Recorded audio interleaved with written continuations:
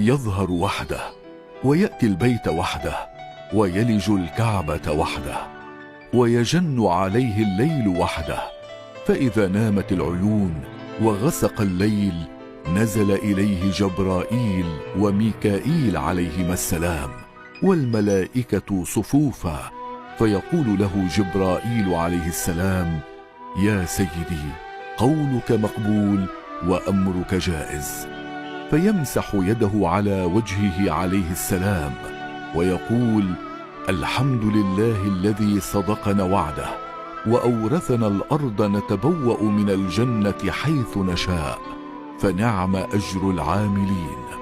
ويقف بين الركن والمقام فيصرخ صرخة فيقول: يا معشر نقبائي وأهل خاصتي ومن ذخرهم الله لنصرتي قبل ظهوري على وجه الأرض، ائتوني طائعين.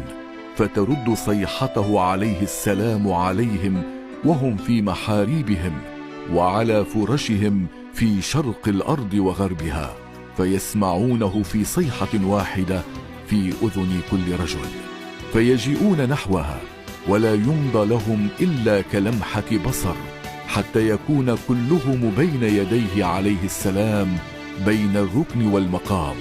فيأمر الله عز وجل النور فيصير عمودا من الأرض إلى السماء، فيستضيء به كل مؤمن على وجه الأرض، ويدخل عليه نور من جوف بيته، فتفرح نفوس المؤمنين بذلك النور، وهم لا يعلمون بظهور قائمنا أهل البيت عليهم السلام.